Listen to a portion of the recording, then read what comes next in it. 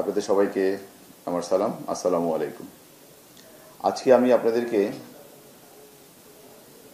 কোতোয়ালি থানা এলাকায় সংগঠিত একটি লোমহর্ষক বা চাঞ্চল্যকর হত্যা মামলা সম্পর্কে ব্রিফিং করব। এই ব্রিফিং অনুষ্ঠানে আমার সাথে উপস্থিত আছেন লালবাগ ডিভিশনের কোতোয়ালি জোনের সহকারী কমিশনার ফজলুল, যিনি এই ঘটনাটি রহস্য উদ্ঘাটনে সক্রিয় ভূমিকা পালন করেছেন এবং সকল আভিযানিক কার্যক্রমে সম্পৃক্ত ছিলেন।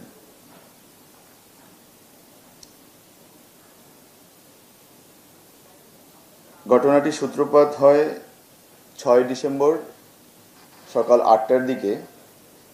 ঢাকা মেডিকেল কলেজের যে পুলিশ ফাঁড়ি আছে ওখান থেকে একজন পুলিশ সদস্য আমাদের কোতোয়ালি থানায় ডিউটি অফিসারকে টেলিফোন মারফত জানায় যে ঢাকা মেডিকেল কলেজে একজন প্রাপ্তবয়স্কা মহিলার লাশ আছে এবং সেই লাশটি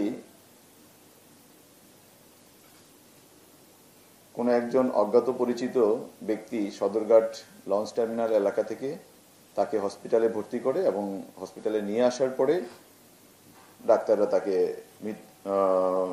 মৃত ঘোষণা করেন। এই সংবাদের ভিত্তিতে আমরা হসপিটালে যাই।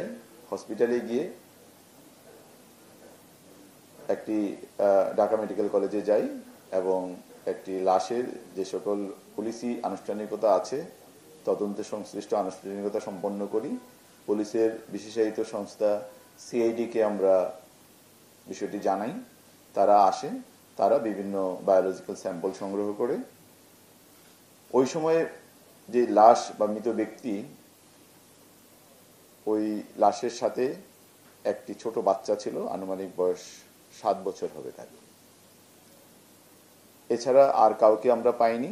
আমরা তার বায়োলজিক্যাল বিভিন্ন স্যাম্পল পরীক্ষা নিরীক্ষা করে যাচাই বাছাই করে পরবর্তীতে তার পরিচয় শনাক্ত করি। পরিচয় জানা যায় ওই স্যাম্পল অনুযায়ী, বায়োলজিক্যাল স্যাম্পল অনুযায়ী তার পরিচয় জানা যায়। তার নাম মাধুরী বিশ্বাস, তার গ্রামের বাড়ি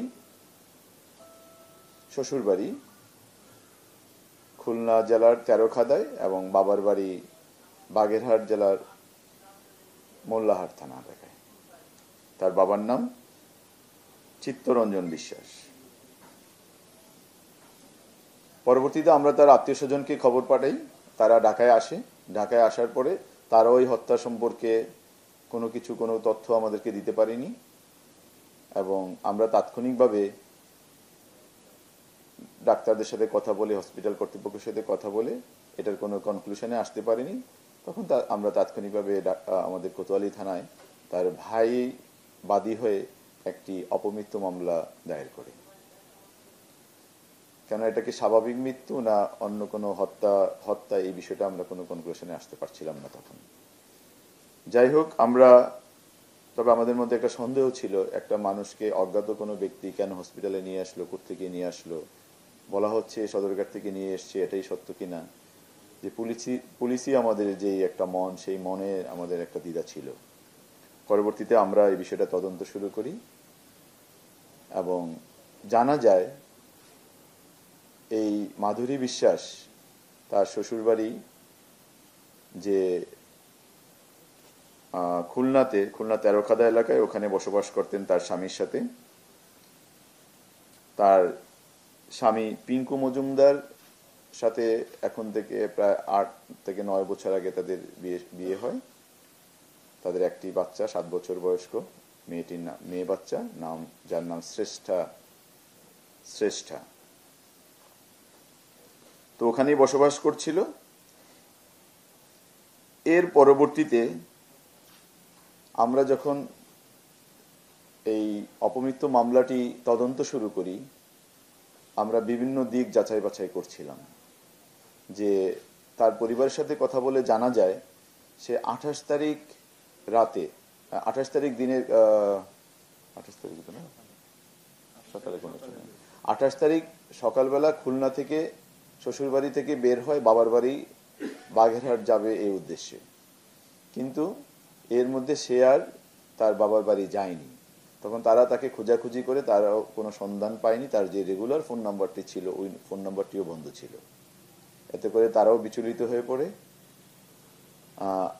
আমরা পরবর্তীতে যখন তার বিষয়ে আরো খোঁজখবর নিতে থাকি, যাচাই বাছাই করতে থাকি, তার ব্যবহৃত যে ফোন বা অন্যান্য ডিভাইস ছিল ওগুলোকে আমরা আমাদের তদন্তের আওতায় নিয়ে আসি। তখন দেখা যায় সে খুলনা থেকে যে বাগেরহাটের উদ্দেশ্যে রওনা দিয়েছিল, সে বাগেরহাট না গিয়ে সে বরিশাল চলে যায়। তখন আমরা এটা আমাদের মনে আরো সন্দেহ থেকে সে বরিশাল কেন গেল। পরবর্তীতে আমরা তার বিভিন্ন অনুসন্ধানের মাধ্যমে একটা লোকের সন্ধান পাই, যার বাড়ি পটুয়াখালী এলাকায়, এবং তার নাম হলো বিধান দাস, পিতা নিত্যরঞ্জন দাস, পটুয়াখালী 10 মিনা এলাকায়, থানা এলাকায় তার বসবাস, ওখানে তার স্থায়ী ঠিকানা।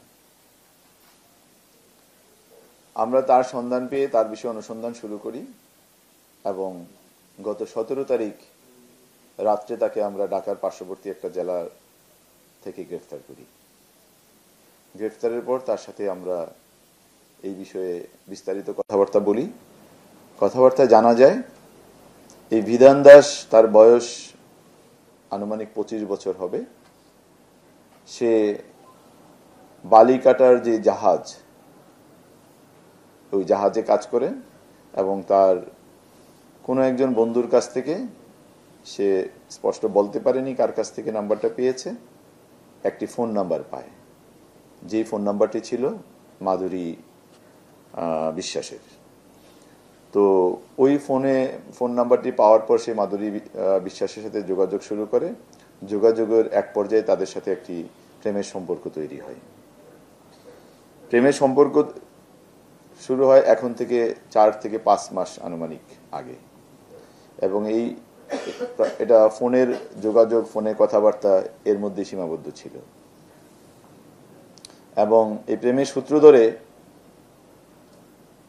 বিধান দাস বিভিন্ন সময় মাধুরী বিশ্বাসের কাছ থেকে বিভিন্নভাবে টাকা পয়সা নিত। এটা জোর জবরদস্তি করে নিত বিষয়টা তা না। তো বিধান বলেছে সে মাধুরী তাকে বিভিন্ন সময় টাকা দিত তার দাদিকে চিকিৎসার জন্য, কিংবা তার কোনো কাজে লাগলে তাকে দিত। এই পরিমাণগুলো 3000, 2000 এইরকম পরিমাণ আর কি। এবং কয়েকবার সে নিয়েছে, 3-4 বার নিয়েছে এরকম সে বলেছে। সম্পর্কটি যখন এরকম 4-5 মাসে গড়ায়, তখন মাধুরী বিশ্বাসের কাছ থেকে বিধান দাসের উপর একটি চাপ তৈরি হয় তাকে বিয়ে করার জন্য। এদিকে মাধুরী বিশ্বাস বিবাহিতা এবং তার একটি সন্তান আছে, অন্যদিকে বিধান দাস অবিবাহিত এবং তার ফ্যামিলির বড় সন্তান। তাই সে মাধুরী বিশ্বাসের সাথে প্রেমের সম্পর্ক কন্টিনিউ করলেও তাকে বিয়ে করবে এই চাপটি সে নিতে পারছিল না। এক পর্যায়ে অধিকতর চাপ প্রয়োগ করার জন্য মাধুরী বিশ্বাস বরিশালে চলে যায়। বরিশালে গিয়ে বিধান দাসকে বলে যে আমি বরিশালে এসেছি, তুমি আসো, আমার সাথে দেখা করো। এবং তার কথায় বিধান দাস বরিশালে আসে এবং বরিশালে এসে তার সাথে দেখা করে, এবং তারা বরিশালের একটি স্থানীয় হোটেলে তারা রাত্রি যাপন করে। এটা হলো 28 তারিখ রাতে। 28 তারিখে রাতে তারা একসাথে হোটেলে রাত্রি যাপনের পর 29 তারিখ সকালবেলা বিধান তার গ্রামের বাড়ি পটুয়াখালীতে চলে যায়। যাওয়ার আগে সে বলে যায় যে আমি আবার আসবো, তোমার সাথে আবার দেখা হবে, আমার দাদির চিকিৎসার বিষয় আছে, তাকে চিকিৎসার জন্য আমি বরিশাল আনতে পটুয়াখালী চলে যাচ্ছি।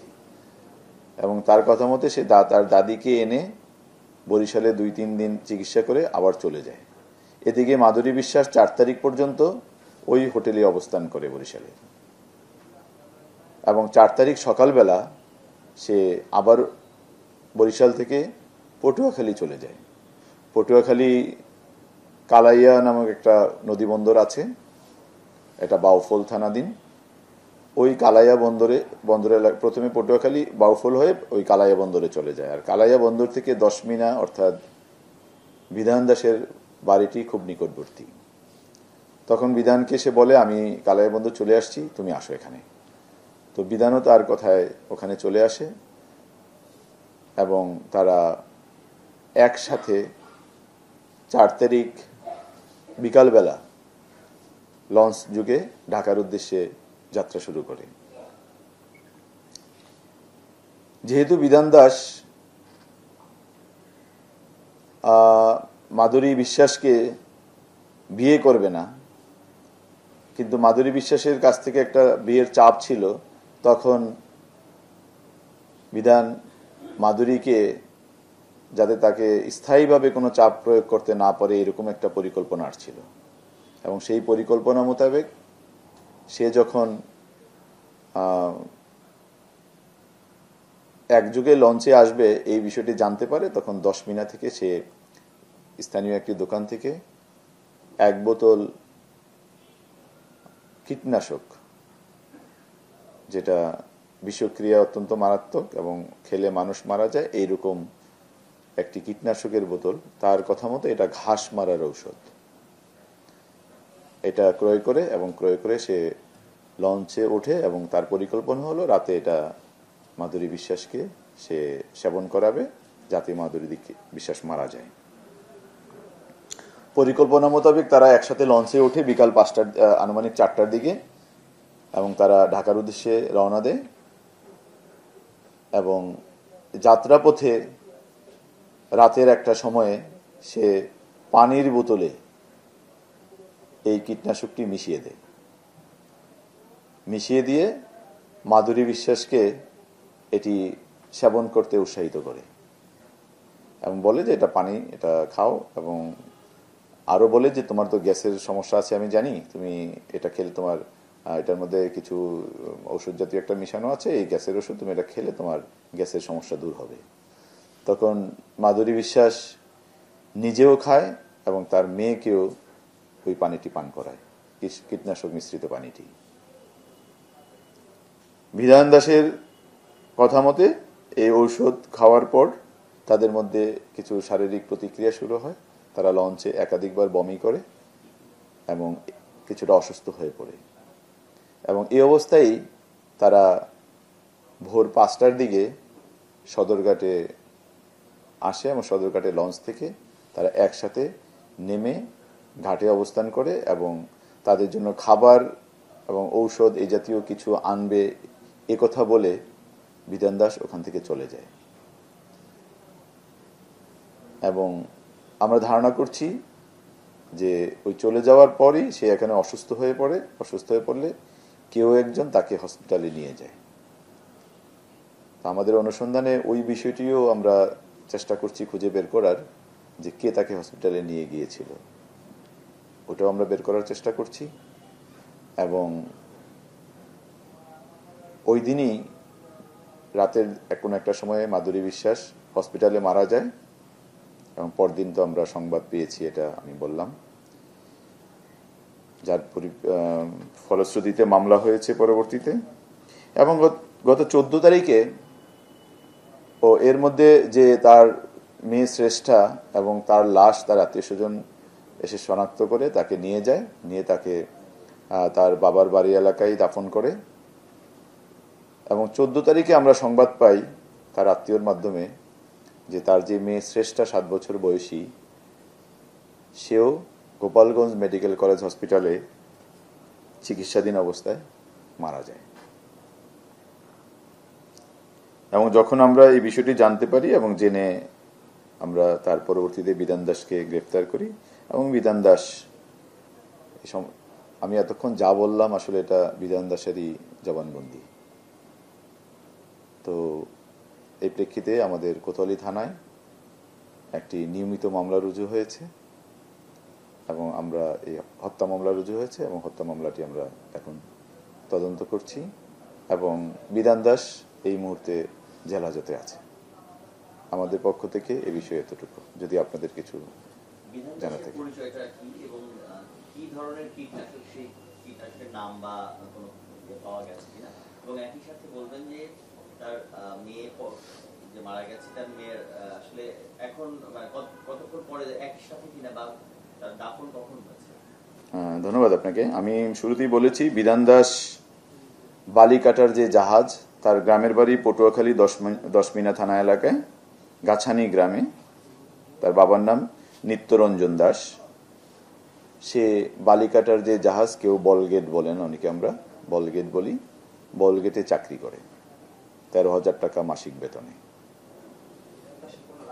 এটা আমরা দুঃখিত, এই ধরনের কোনো পরিচয় আমরা তার পাইনি এবং সেও এই বিষয়ে আমাদেরকে কিছু বলেনি। আর শ্রেষ্ঠা মাধুরী বিশ্বাসের যে মেয়ে 7 বছর বয়সী, মাধুরী বিশ্বাস তো মারা গেল 6 তারিখে, 5 তারিখে রাতে, আর শ্রেষ্ঠা মারা গিয়েছে 14 তারিখে গোপালগঞ্জ হসপিটালে, এবং তার দাফন হয়েছে তেরোখাদাতেই।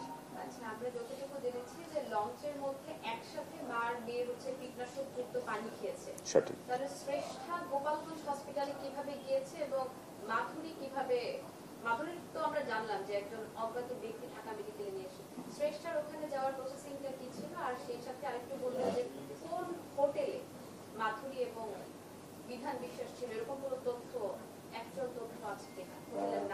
ধন্যবাদ আপনাকে, আমরা সবই পেয়েছি। আর ওটা বরিশালে বিসমিল্লা হোটেল নামে একটা, এটা হলো হসপিটালের নিকট, বরিশাল মেডিকেল কলেজের নিকটবর্তী বিসমিল্লা হোটেল নামে একটা হোটেল আছে, একটা বিসমিল্লা বোর্ডিং।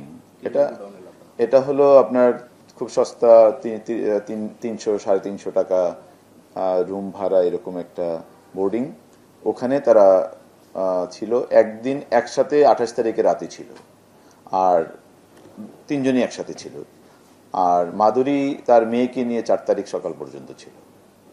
আর যেটা বললেন যে শ্রেষ্ঠা কিভাবে গোপালগঞ্জে গেল, সেটা হলো আমাদের এখানে যখন আমরা 5-6 তারিখে সকালবেলা আমরা বিষয়টা, মাধুরীর লাশ আমরা ঢাকা মেডিকেলে পেলাম, তখন তার বায়োলজিক্যাল যে স্যাম্পল, যে পরীক্ষা নিরীক্ষা, সেটার মাধ্যমে তো আমরা পরিচয় জানতে পেরে তার আত্মীয় স্বজনকে খবর দিই। তারা আসার পর তার লাশ এবং বাচ্চাকে নিয়ে তারা চলে যায়। মেয়েটা তখন অসুস্থ মনে হয়েছে, আবার অনেকটা এরকম মনে হচ্ছে সারা রাত্রে হয়তো ঘুমায়নি, লঞ্চে ছিল, এটারও হতে পারে একটু ঘুম ঘুম ভাব, এরকম একটা অসুস্থতা তার মধ্যে লক্ষ্য করা গেছে। শ্রেষ্ঠাও স্যার ভর্তি ছিল ঢাকা মেডিকেলে। হাসপাতালে লাশ নিয়ে যাওয়ার সময় স্যার শ্রেষ্ঠাকে ওর পরিবার নিয়ে যায় ওখানে ট্রিটমেন্ট করা। সেটাই, শ্রেষ্ঠাকে তখন তার আত্মীয় স্বজনই নিয়ে যায় সাথে করে তাদের হসপিটাল থেকে। হ্যাঁ, দুজনকে, মা মেয়ে দুজনকে টার্মিনাল থেকে নিয়ে গিয়েছিল।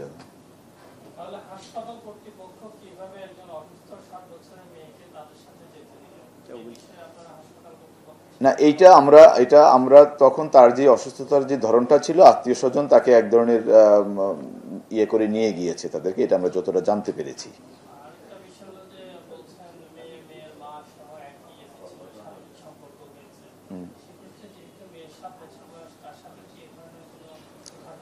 না, এই ধরনের কোনো কিছু আমরা জানতে পারিনি, এবং বিধানকে আমরা এই বিষয়ে বারবার জিজ্ঞাসা করেছি, সেও এই বিষয়ে তাকে, এবং শ্রেষ্ঠাকে সে অনেকটা আদর করত, বা বাবা মেয়ে এই 4-5 মাসে তাদের মধ্যে এরকম সে কিছু কথাবার্তা আমাদেরকে বলেছে, যে তারা আছে তাকে মেয়ের মতোই দেখতো, এবং এই বিষয়ে সে কোনো কিছু আমাদেরকে বলেনি বা জানা যায়নি।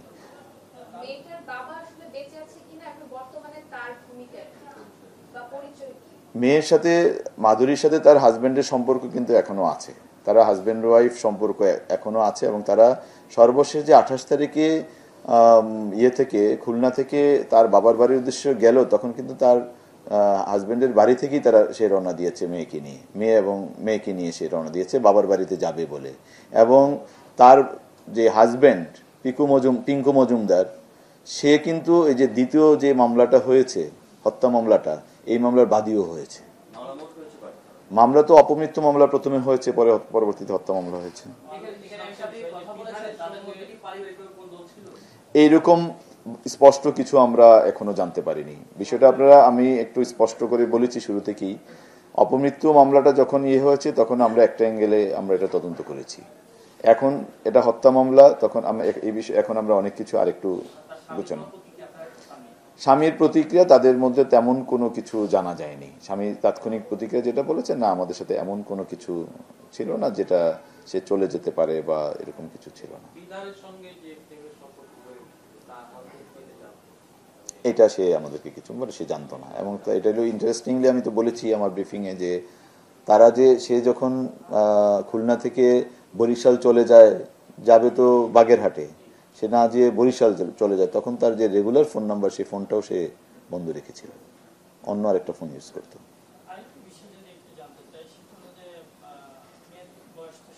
জি,